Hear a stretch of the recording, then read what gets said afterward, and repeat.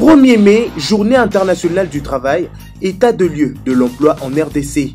État de siège en Ituri et au Nord Kivu, pour quels résultats? Monsieur et dames, John Chitende reçoit pour vous Norbert Yamba Yamba, expert en développement, et Maître Elinkongolo Kalala, dans Pièce contre pièce, acte 19. Bienvenue.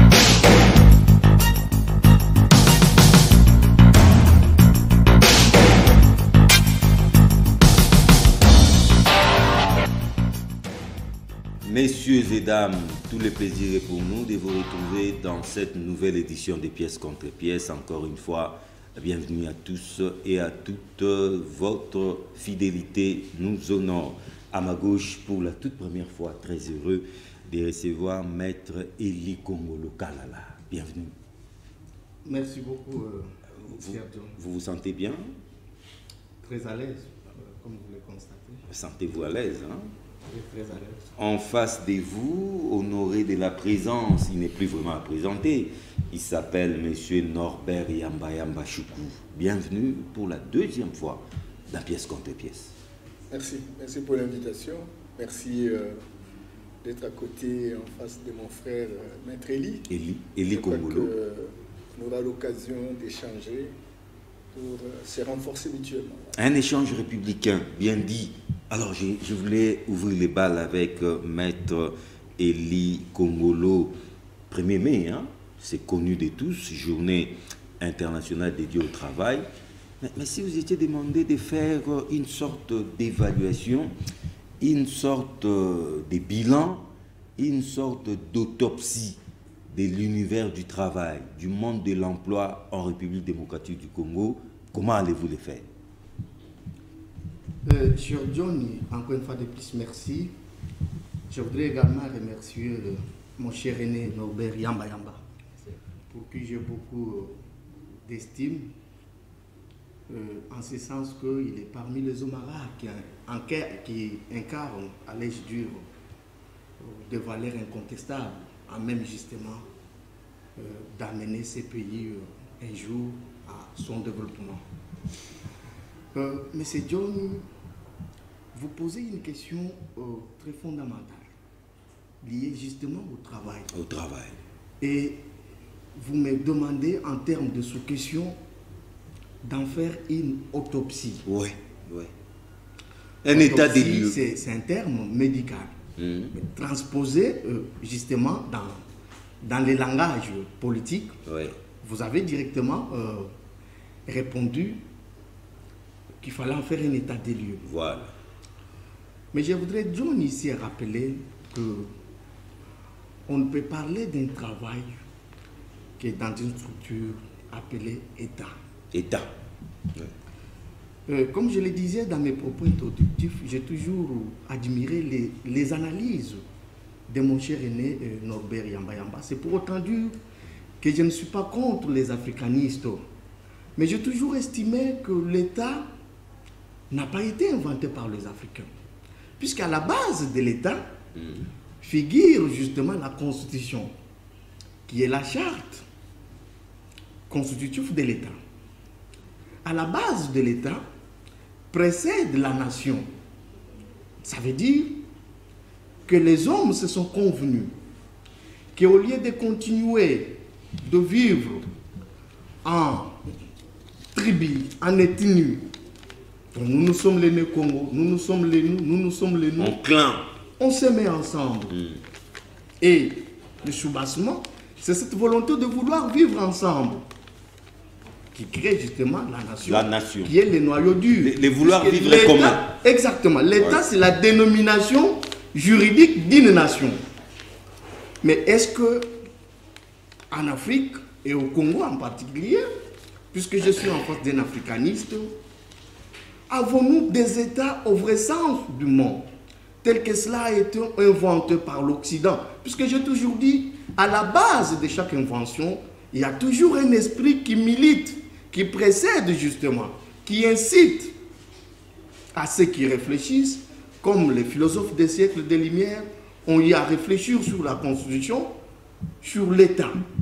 Mais est-ce que cette nation existe encore? Point d'interrogation. Et si elle existait, pourquoi devons-nous continuer à assister, malheureusement, à nous deux? Vous avez vu quand on a publié ce gouvernement, Sama Condé, les frustrations sont nées de partout. Nous deux, nous ne nous retrouvons pas. Nous deux, nous ne nous retrouvons pas. Oh, ceux qui ont inventé l'État que nous avons transposé en Afrique, et donc les Occidentaux ont inventé cet État à la base, l'essence de la République. Donc bref, on ne peut pas parler du travail parce que nous ne sommes pas dans un État. Maintenant, où est-ce que vous voulez en venir? Maintenant, le travail, c'est un droit constitutionnel. Oui. Donc c'est l'un des droits fondamentaux. Quand vous lisez la Constitution de la République, à son titre deuxième, il y a un bon nombre de droits que les constituants reprend. Le droit à un travail décent, le droit à un logement, le droit à un salaire, les droits aux soins de santé. Mais est-ce que sont-ils des droits programmatoires où nous pouvions passer de la proclamation à l'effectivité? Ou ce sont des droits simplement qui ont été conçus mais qui n'ont jamais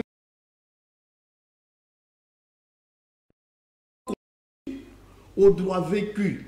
Comment faire pour passer effectivement à l'effectivité de droit? Pourquoi j'ai invoqué la question relative à l'État? Simplement parce que vous êtes d'avis avec moi, John, comme tout autre Congolais, épris de paix et de justice, que cet État congolais a été miselé dans ses entrailles, miselé, absorbé même par les individus. C'est ainsi qu'aujourd'hui, puisque l'État, John, quand nous parlons de l'État du travail, l'État, on ne sait pas le voir. C'est une fiction juridique. Mais on sent justement l'État. On le sent à travers ses prestations.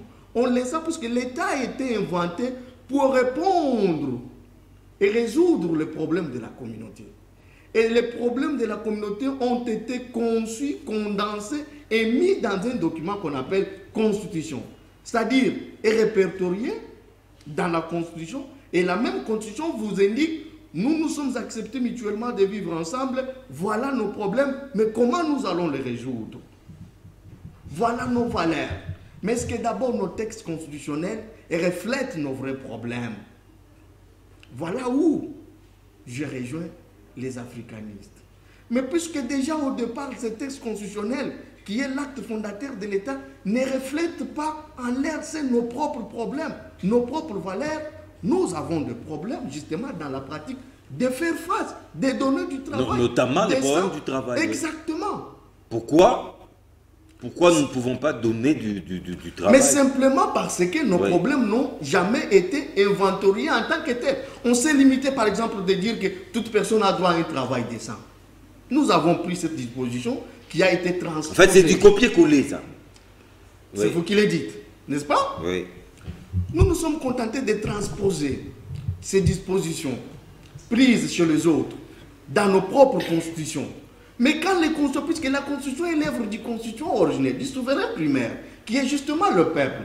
Mais quand le peuple vous dit que chaque personne a droit à un travail décent, et que nous sommes dans un état où vous ne pouviez pas comptabiliser autant de chômeurs. Et donc je voudrais dire qu'aujourd'hui, avant de faire l'autopsie, l'état de lieu sur le travail au Congo, nous devons d'abord repenser l'État. Nous devons reconstruire l'État, puisque l'État a été totalement absorbé et miselé. Monsieur Norbert Yamba, panafricaniste que vous êtes, voilà que la question autour du travail nous plonge dans ces débats panafricanistes. Pensez-vous qu'on ne peut pas évoquer ou nous ne sommes pas en mesure de résoudre ces problèmes du travail en République démocratique du Congo parce qu'on a en fait du copier-coller. Nous n'avons pas su identifier nos vrais problèmes. Merci beaucoup. Je suis un peu joyeux de voir quand même que cette nouvelle génération est en train véritablement de se poser des questions questionnantes. Des questions qui appellent d'autres questions parce que la plupart de ces questions n'ont pas de réponse. Vous savez, quand moi je suis le panel de juristes, lorsqu'ils veulent parler du droit dans notre pays, je les attends. Ils sont dans les romano-germaniques, ils sont dans les gréco-romains, etc. Je ne suis pas très loin de dire que copier-coller. On ne se pose pas la question sur les héritages de nos ancêtres pour dire comment nous on vivait à l'époque, est-ce qu'il y a eu des chômeurs, est-ce que. Ouais. Y a-t-il des chômeurs? Parce que dans nos villages, on peut parler du chaque chômage. famille devrait travailler. Les enfants aussi inclus. Il y a une sorte de division du travail. Personne n'est Les chômeur. femmes. Il y a une répartition des rôles. Nous avons vécu 200, 300 000 ans de cette manière de faire les choses. L'Occident est arrivé, croyait avoir un idéal civilisationnel, et puis bon, on a ramené que ce soit les types d'économie, les modèles de droit, etc. Et voilà, nous avons considéré ça comme un modèle mondialisé. Et voilà, les résultats aujourd'hui, c'est catastrophique, etc. Ça nous rattrape. De fêter le 1er mai, encore qu'il faut savoir où est-ce qu'il a été, cette fête a été inventée, décrétée, etc. Et donc voilà, nous sommes là comme des mimétistes. Moutons de Panurge. Voilà.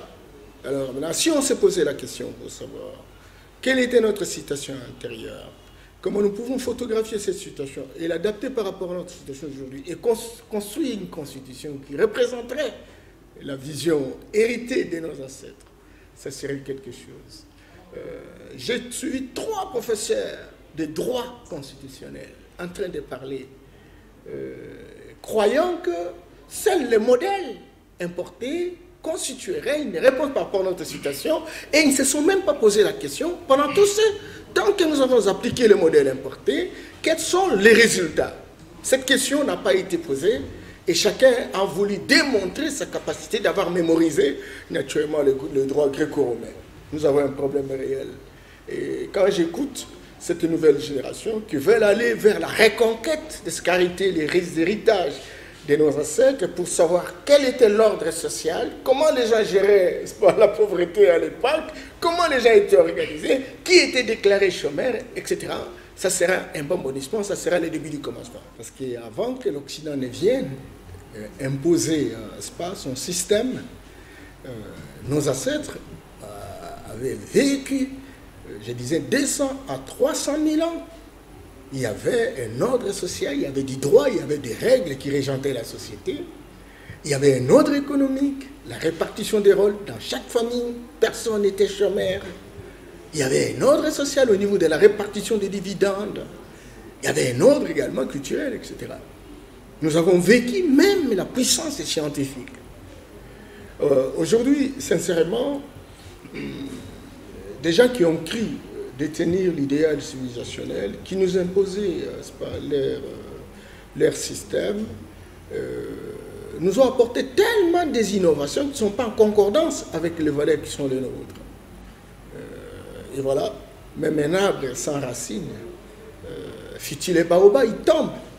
Nous sommes tombés parce que nous sommes déracinés, nous sommes désintégrés de nos valeurs. Quand cela ne tienne par rapport à cette culture importée, bon, il y a eu une constitution, je crois que mon co-débatteur l'a dit, cette constitution prévoit une disposition qui garantit le travail. Un travail décent. Et bon, ce travail, il est à la fois public et privé. Le travail public, c'est que comment la société organise les différentes institutions qui répondent aux vrais besoins de la population. Et ces institutions ont des personnes physiques, ont des ressources physiques, ont des ressources matérielles, financières, etc.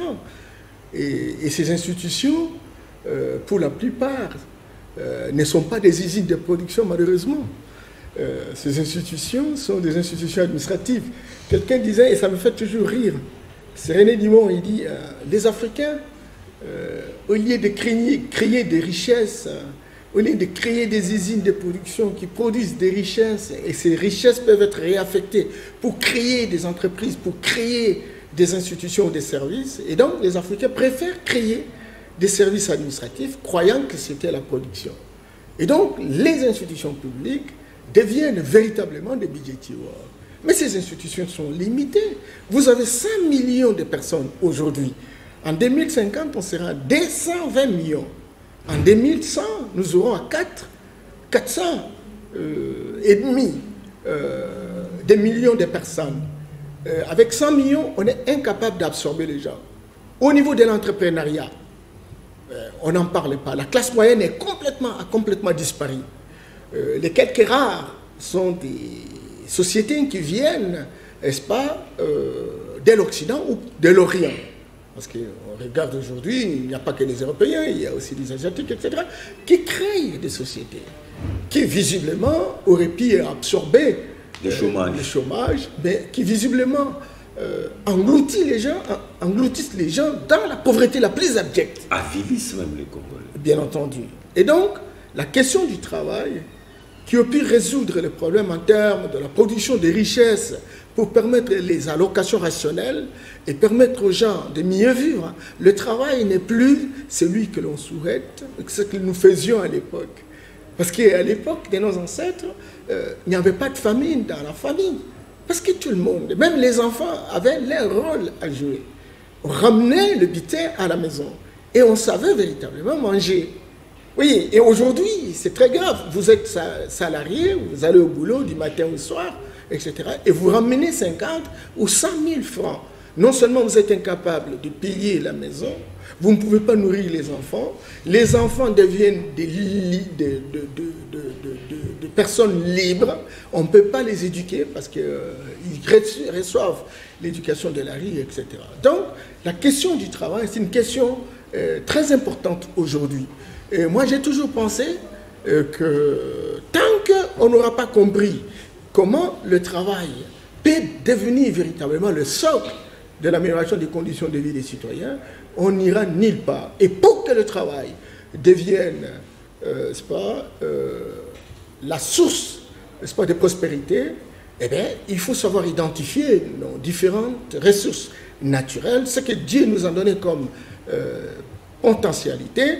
À ce moment-là, on se dit, parce que nous avons le cuivre, parce que nous avons le cacao, parce que nous avons les soya, etc., nous faisons quoi pour produire les soya, transformer les soya, commercialiser les soya? Là, on crée une chaîne de valeur ajoutée. À la production, on engage les gens trouvent du travail, parce qu'il y a une industrialisation à la base. Et puis, à la transformation, on engage encore des personnes qui trouvent de leur travail. Et à la commercialisation, on engage. Il y a une chaîne de valeur ajoutée qui permet de pouvoir engager, n'est-ce pas, les Congolais. À ce moment-là, la première phase produit des richesses. Ces richesses vont sur le marché. Les gens payent les taxes. Non seulement les taxes en termes de production, mais ceux qui sont engagés payent également des impôts, payent également des taxes, etc. La caisse de l'État est garnie. À ce moment-là, l'État commence à bien payer ceux qui seront engagés dans l'administration publique. Alors aujourd'hui, ces différentes étapes ne sont pas démises. Ceux qui travaillent à l'administration publique sont dans la grève permanente. Il y en a ceux qui ont fait 10 mois, 12 mois, personne ne va au travail, mais ils réclament le salaire, etc. Effectivement, parce que même celui qui les embauche n'est pas en mesure véritablement de contrôler, parce que lui, il n'a même pas de moyens, il s'en fout éperdument, il n'a même pas le cœur dans l'ouvrage, etc. Et donc, on est dans cette situation-là qu'il faut rénover le travail, mais rénover le travail suppose, c'est interroger ce qu'a été l'héritage de nos ancêtres et savoir concevoir, théoriser et moderniser un processus qui permette véritablement d'avoir un travail qui occupe tout le monde.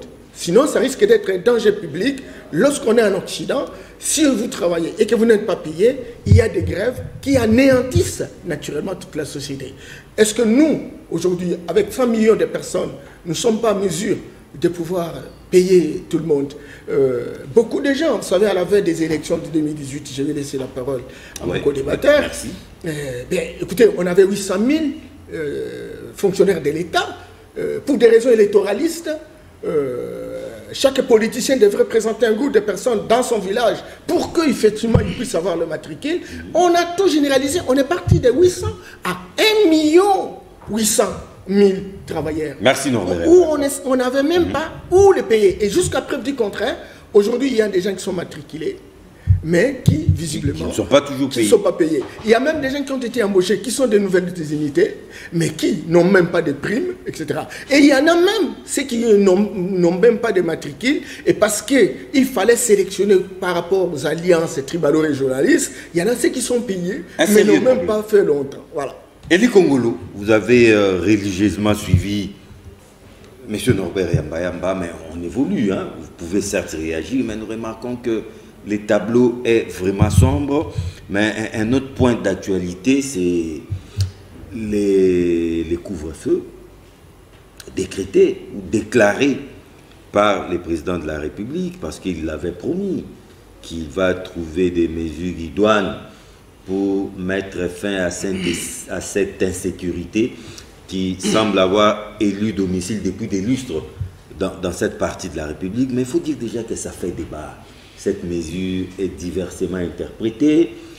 Pensez-vous que c'était la bonne mesure à prendre? C'était la mesure idoine, la mieux indiquée, et même c'était une mesure opportune? Elie Kongolo. Monsieur John, bon, pas en termes de réaction. Oui.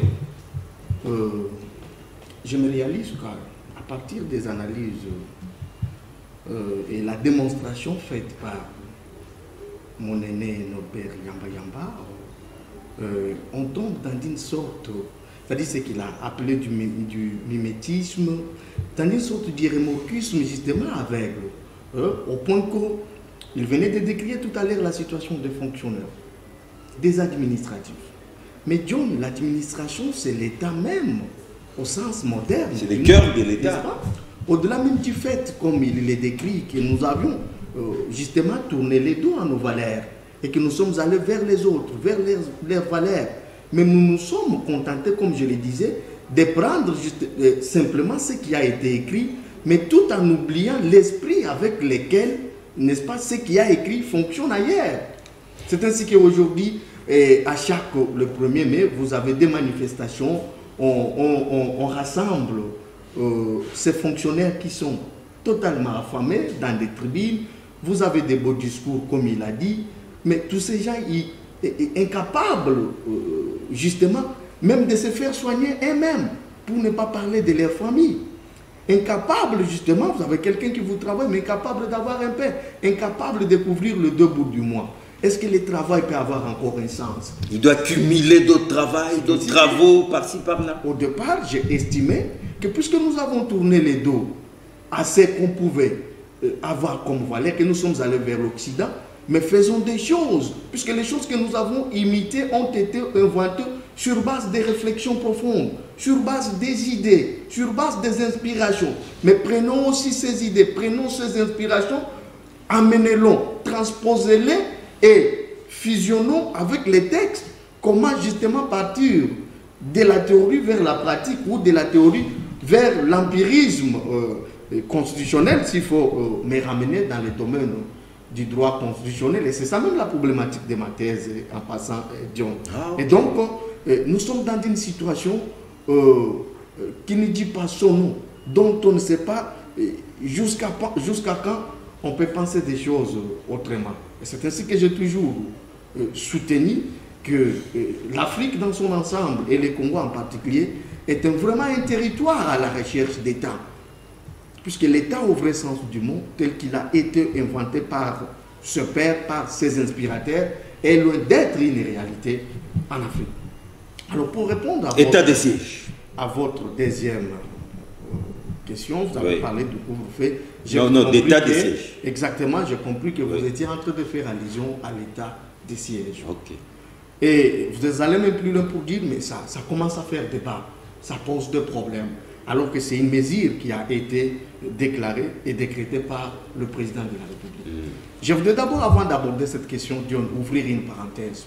J'ai l'impression, et c'est ça notre malheur, qu'aujourd'hui, le chef de l'État, qui est le Congolais, qui est les constitutions originaires, qui est le rédacteur de la Constitution, entre guillemets, a placé dans la Constitution ne pas le même que le chef de l'État dont les Congolais ont justement besoin.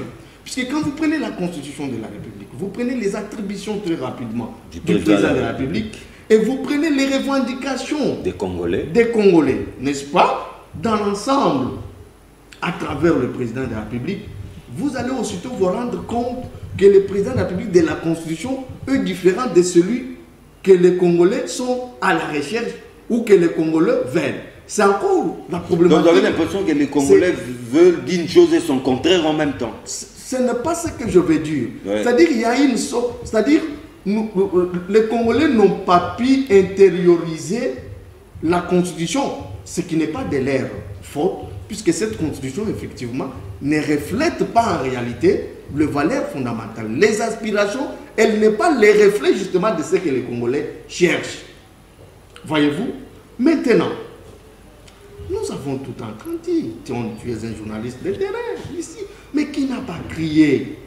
Est, on massacre. Tshisekedi arrive au pouvoir. Donc il prend des initiatives. À un certain moment, il se propose, même il va plus loin, il prend des ordonnances, entre autres la mise en place dans l'armée. Les voix s'élèvent de partis. Je me rappelle, pour ne pas peut-être citer certains politiciens, il faut le rentre de l'Europe où il était, jusqu'à la place Saint-Germain.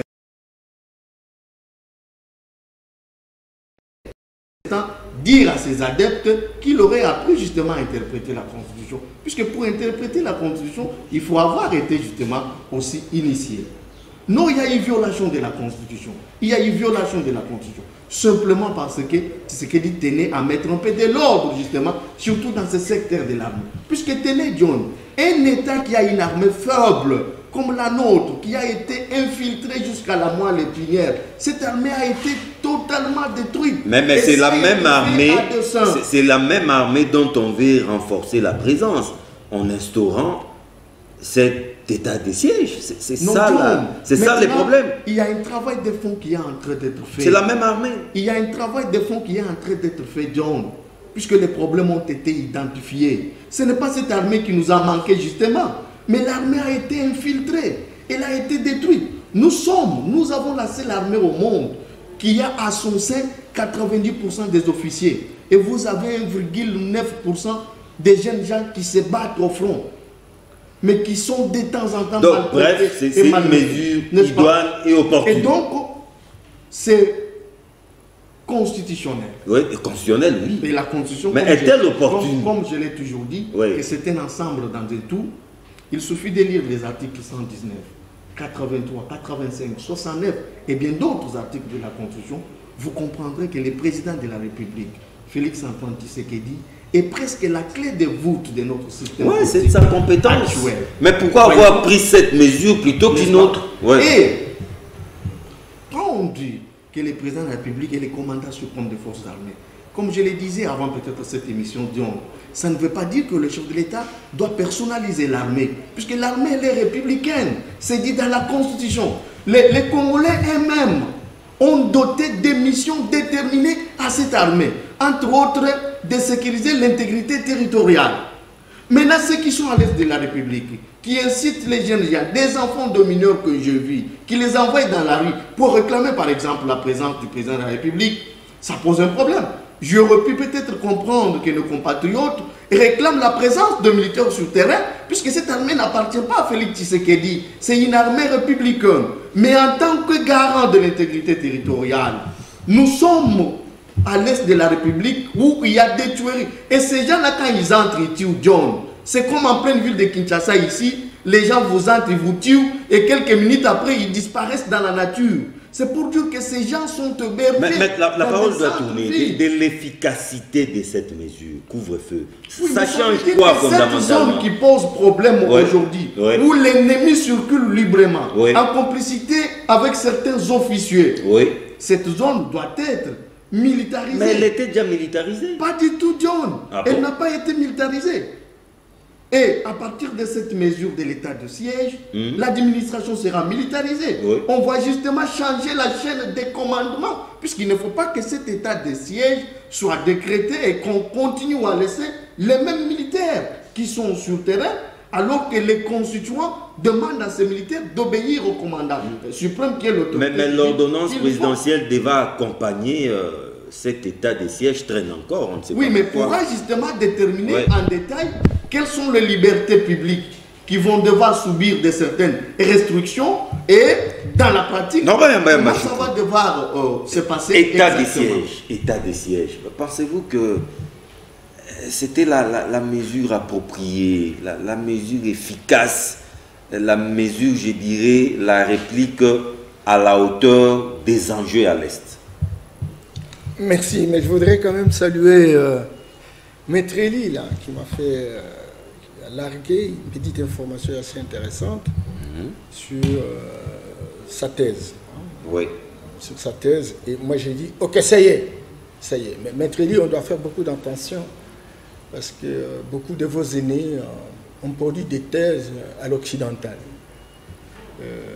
Des thèses qui sont des formalités d'usage. Des thèses, même après 1000 ans, ça ne va pas nous aider à quoi que ce soit.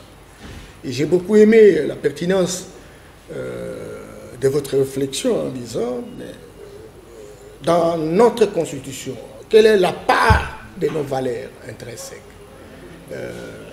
Je pense que si on commence déjà à se poser cette question, on aura fait un bon bonissement. C'est la première chose. Deuxième chose, je voudrais également revenir sur la notion de l'État. C'est une notion qui relève véritablement de la littérature occidentale. Leur idéal civilisationnel, leur modèle de société, leur paradigme. Mais avant qu'ils ne viennent, que nous puissions importer la République, qui est une donne importée, nous avons fonctionné également, Maître Elie. Nous avions des empires. Bien organisé. Nous avions des empires, nous avons des royaumes. Et l'Afrique à son temps, avant qu'elle ne soit saucissonnée par des personnes qui n'ont jamais été en Afrique, était une confédération des royautés. Dans cette confédération des royautés, il y a eu des compartimentalisés avec des empires et compagnie, etc. Et maître, tant qu'on n'aura pas fait des recherches dans l'essence de savoir comment nous avons survécu pendant des millénaires, avec un modèle d'organisation politique qu'on peut ne pas appeler État, mais qui a existé, comment nous, scientifiques, nous pouvons nous inspirer véritablement de cette organisation pour la théoriser et la moderniser pour qu'elle soit au diapason des besoins que nous avons pour l'instant, de manière que nous puissions compétir sur le plan international. Si nous ne faisons pas cet exercice et que nous répétons et nous récitons à longueur de journée toutes les théories qui ont été déjà inventées, agrippant sur les idées des autres, on n'aura pas servi véritablement notre société. Quand cela ne tienne, je vois que vous commencez déjà à vous poser ces questions. Et même les juristes, c'est déjà un pas. Et le premier pas a toujours été le plus long. Alors pour revenir à l'état des sièges, ça fait débat. Ça fait un débat. Diversement interprété. Diversement interprété parce qu'il y a un problème. Vous savez, les latinistes disent « ignoti ni la cupido ». Celui qui ignore une chose ne peut pas la désirer. Maître vous l'a démontré. C'est combien de temps cette guerre de l'Est? Depuis des années. John, moi j'étais à l'Est. J'ai vécu même plus de 3 ans. Et je connais ce que cela représente. La guerre de l'Est a duré, va durer. Va durer. Si on est dans la guerre, on est dans la guerre. La Constitution, la fameuse Constitution importée, donne un certain nombre de prérogatives au président de la République. Mais n'oubliez pas que cette situation de l'Est est une convergence d'intérêts. Vous avez les vautours internationaux qui cherchent les minéraux, surtout qu'aujourd'hui, on a besoin de lutter contre les changements climatiques, il faut des minéraux de prédilection stratégique. Et on trouve 80% des réserves de minéraux, de coltan, colombo-tantalite à l'Est. L'or, manganèse, cassitérite, c'est ce qui fait les affaires, c'est ce qui fait la récurrence. Les multinationales sont en recherche, pratiquement, d'augmenter leurs revenus. Mais ils trouvent des amis, ils trouvent des courtiers, ils trouvent des intendants, ils trouvent des sous-traitants dans la sous-région. Oui. Des sous-traitants dans la sous-région. Et ce sont nos voisins. On peut tout changer, on ne sait pas changer la géographie. Et nous sommes obligés, naturellement, de faire avec. Et au-delà des sous-traitants de la sous-région, nous avons également des complices internes. Il faut être à Goma, il faut être à Butembo, il faut être à Béni. J'y étais. Vous ne trouvez pas la vie ici, mais quand vous arrivez là-bas, vous n'avez même pas une idée. Tout simplement parce qu'il y a une sorte de complicité interne. Il y a des gens qui sont en Kinshasa, qui visiblement... Les tireurs des ficelles. Sont en train de jouir au travers ce qui se passe.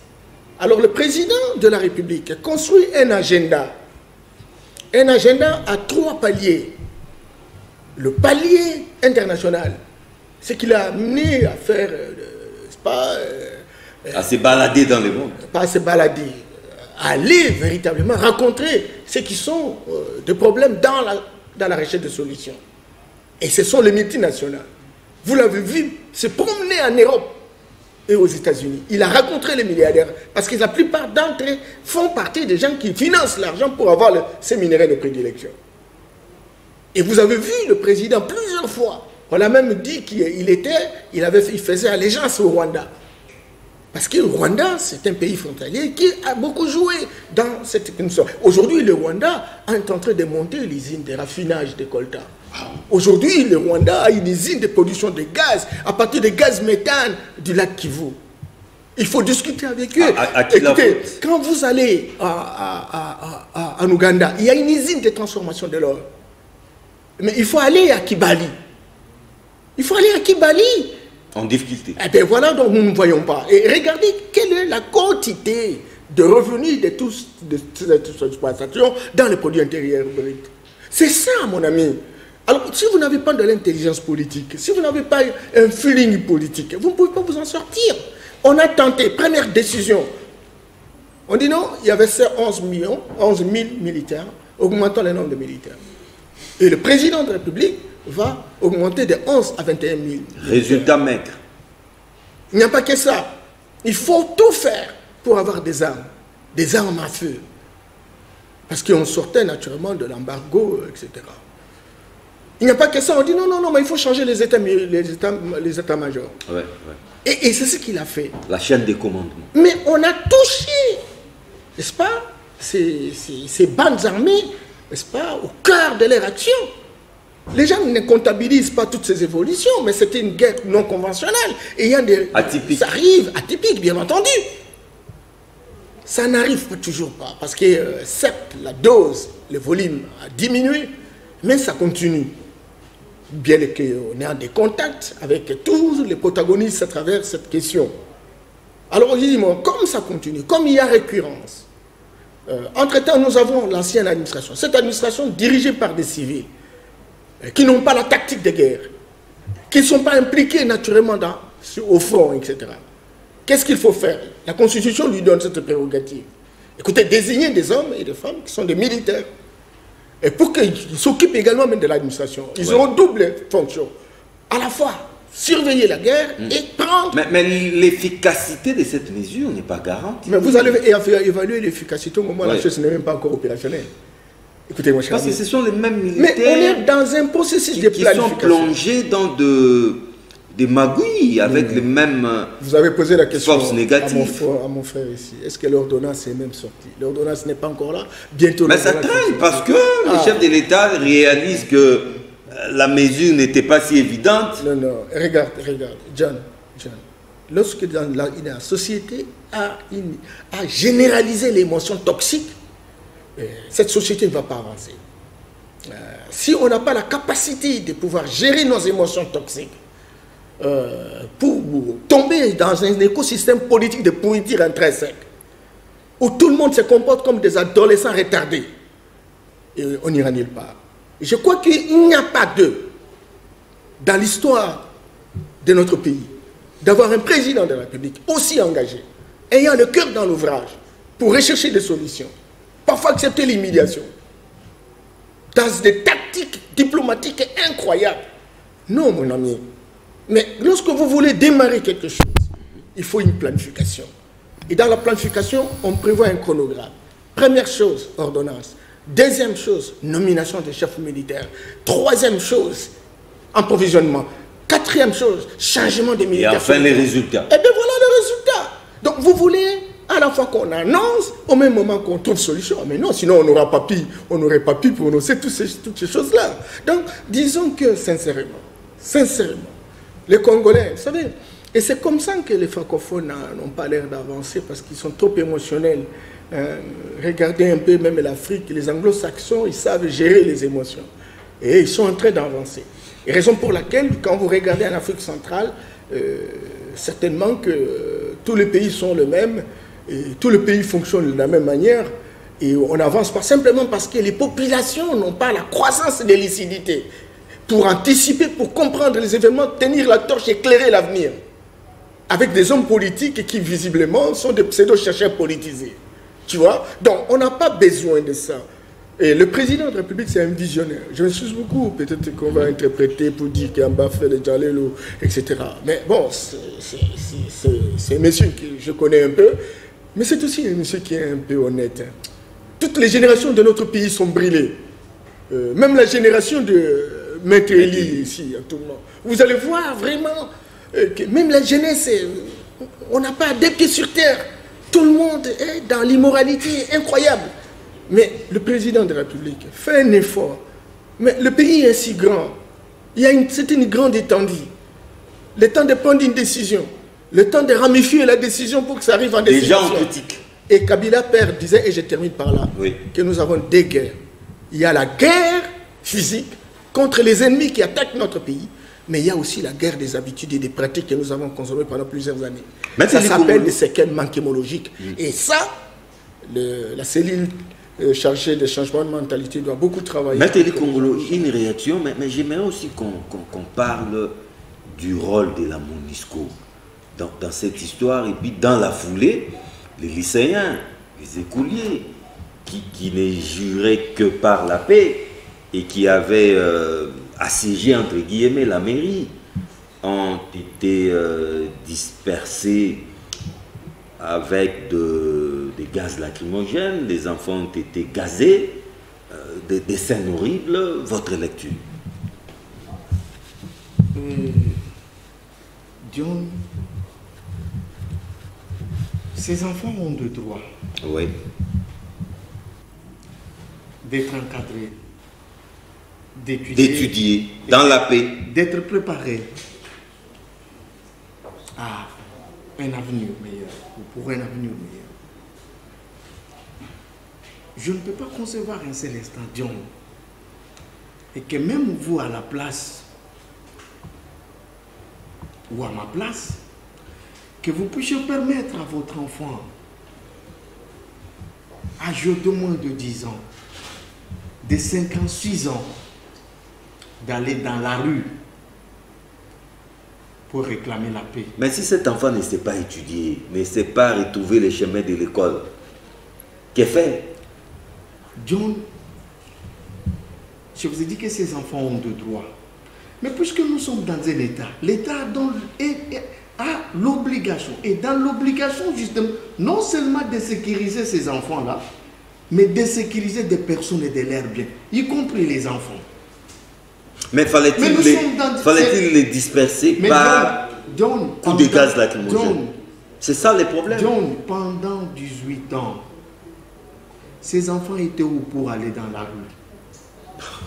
Mon aîné Yamba Yamba vient de vous faire une démonstration. Mais il y a toujours un début à tout.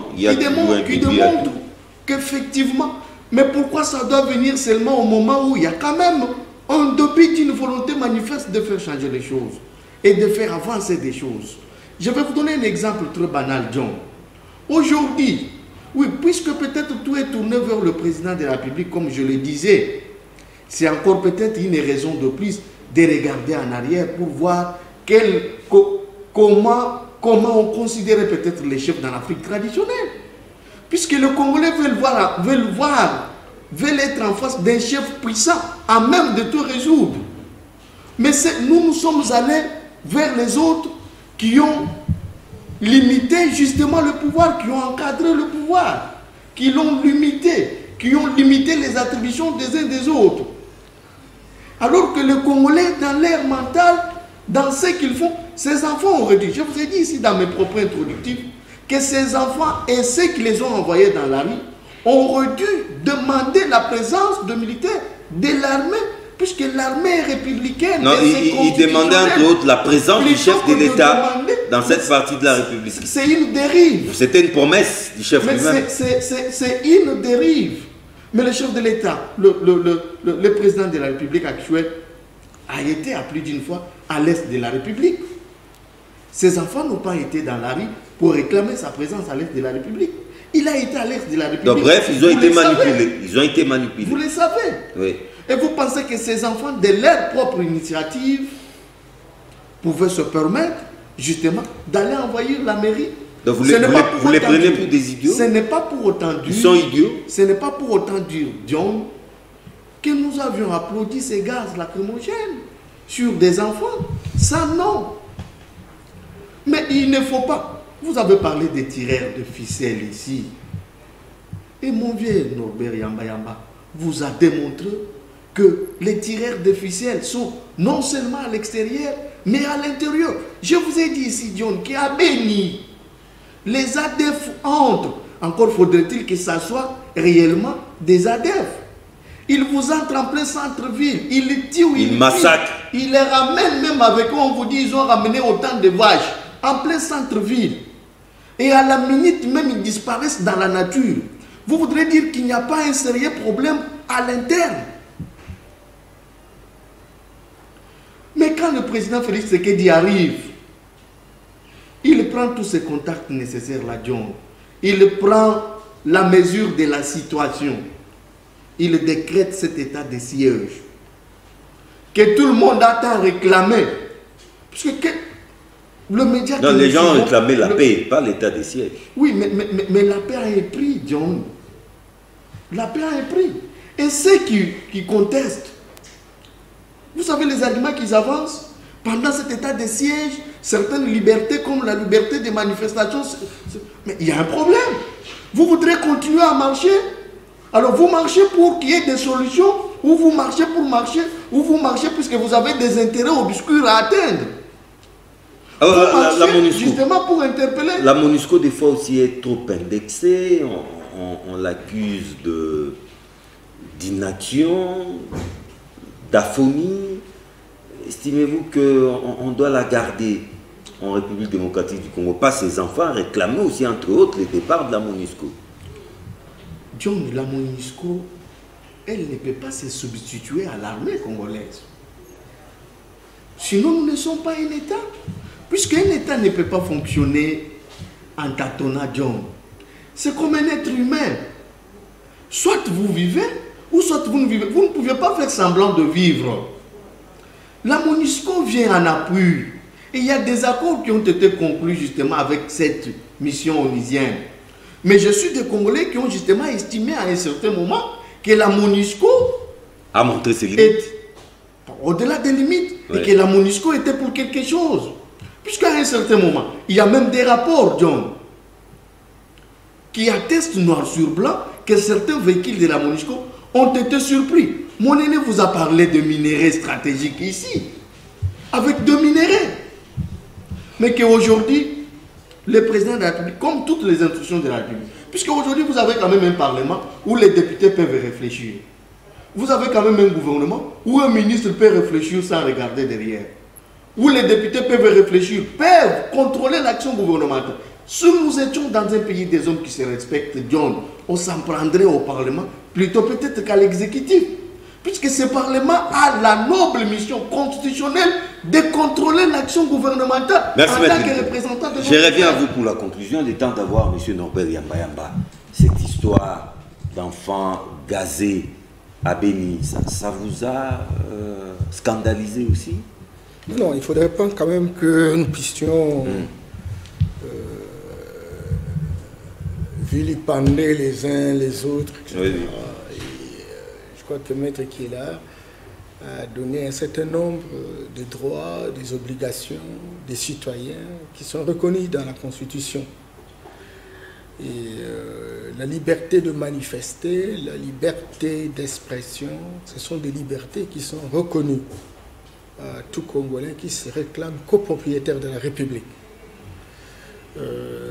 Lorsque l'action politique, l'action publique est présumée défaillante, les citoyens peuvent poser des questions à l'autorité, peuvent manifester, peuvent rédiger des rapports, peuvent faire des sit-ins, faire des conférences de presse, etc. Ça va et ça rentre dans les différentes stratégies modernes de la gestion républicaine. Maintenant, posons-nous la question sur l'opportunité et le moment.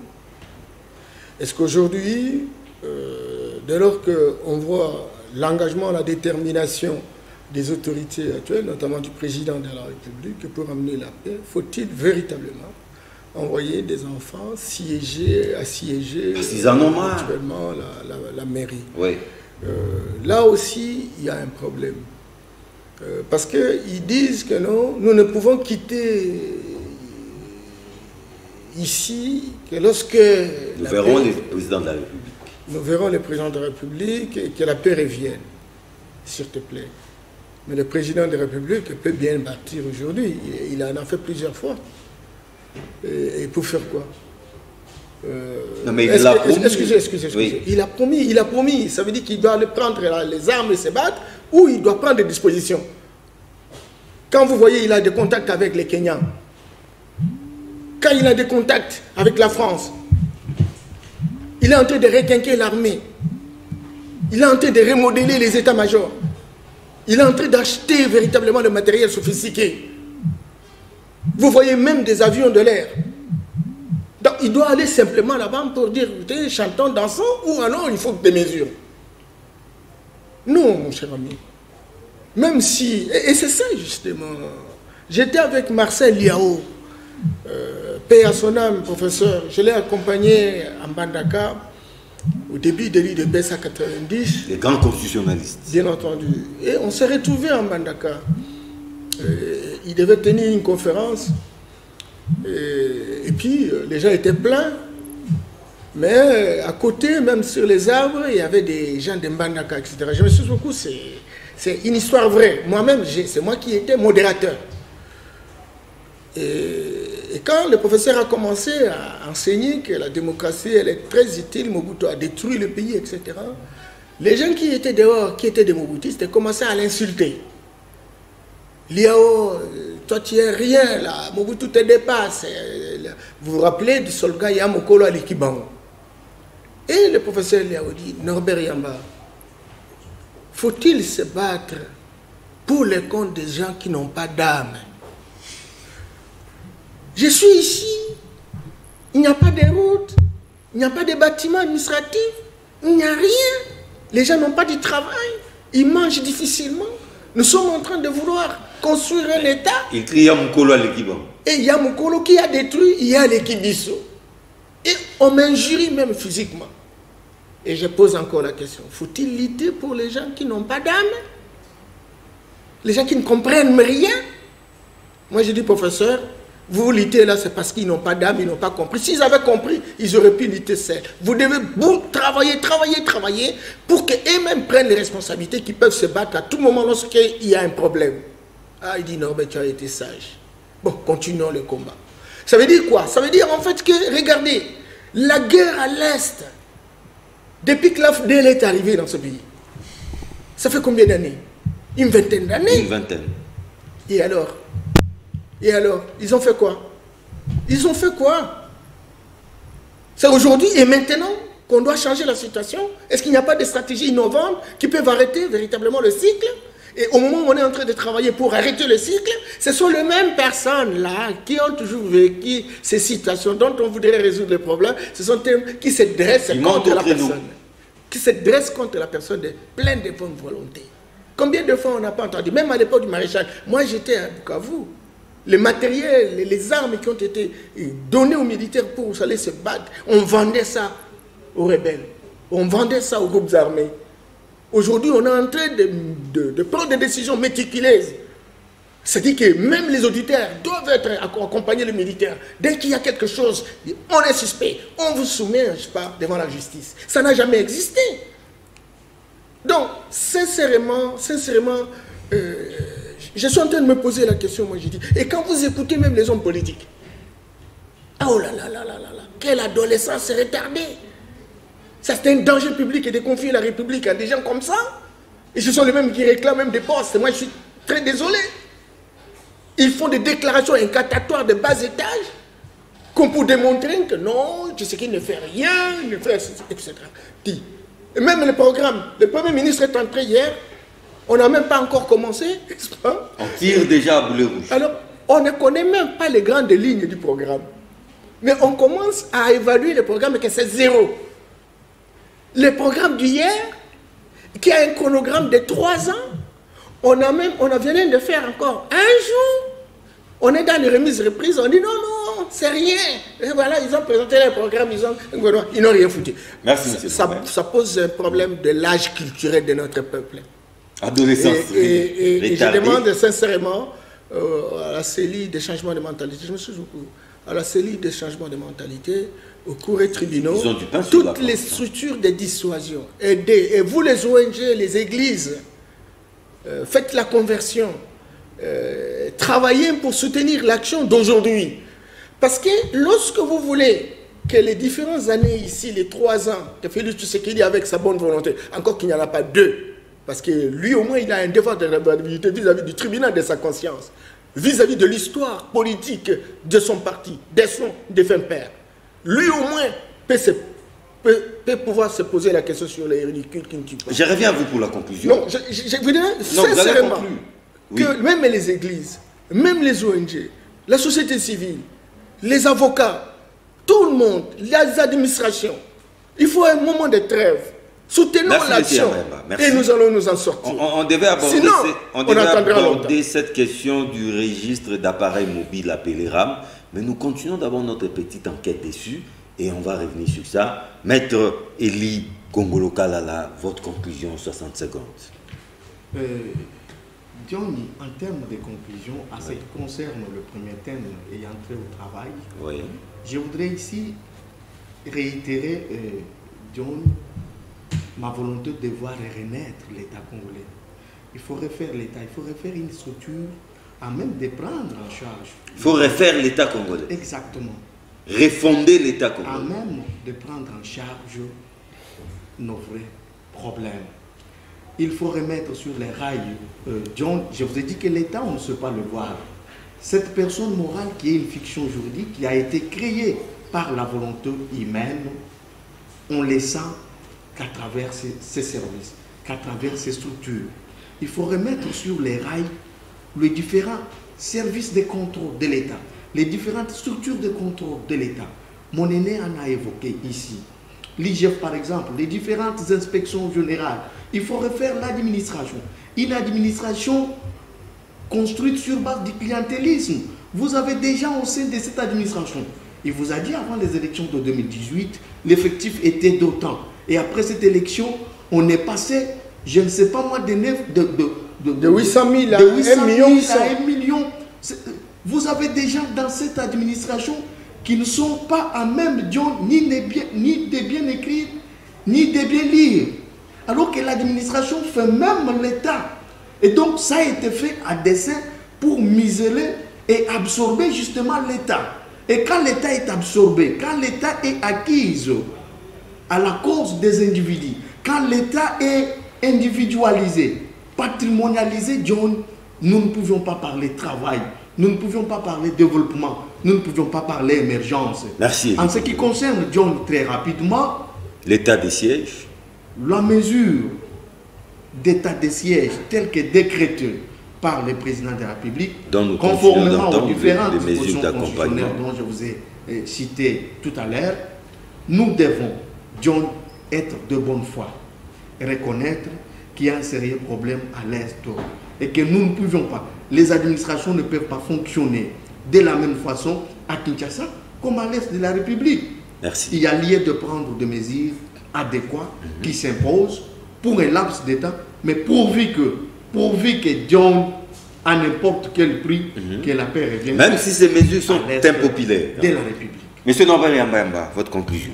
Bon, le travail est la source de toute vie. Même dans la Bible, dite importée, c'est très clair que celui qui ne travaille pas ne mange pas. Alors, si ces écritures sont saintes, respectons.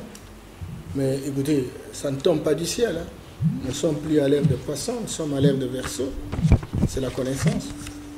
Dieu nous a dotés de beaucoup de potentialités, que ce soit sur le plan minéral, que ce soit sur le plan agricole, forestier, hydrologique, etc., halieutique. Tout ça, nous avons des grandes potentialités.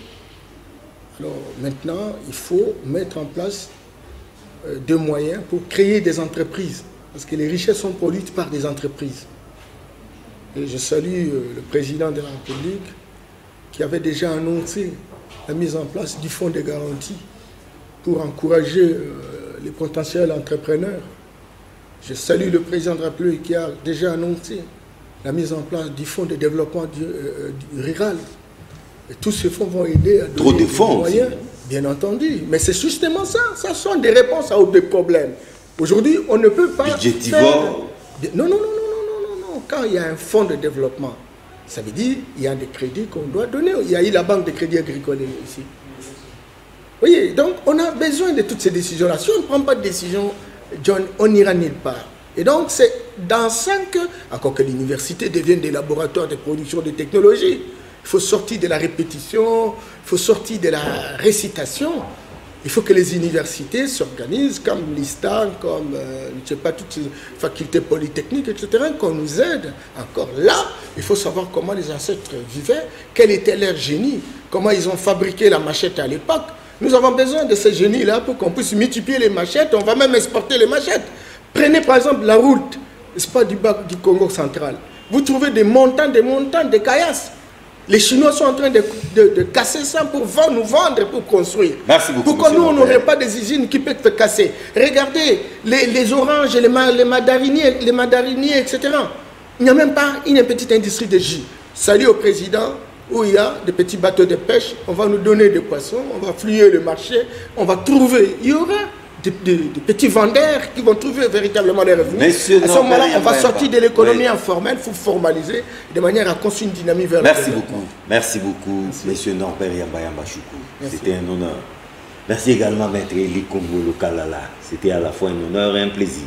Merci, mon cher John. Merci surtout à vous. La rediffusion déjà, c'est mardi à partir de 11h. Retrouvez pièce contre pièce dans une nouvelle édition le lundi prochain à la même heure. Au revoir.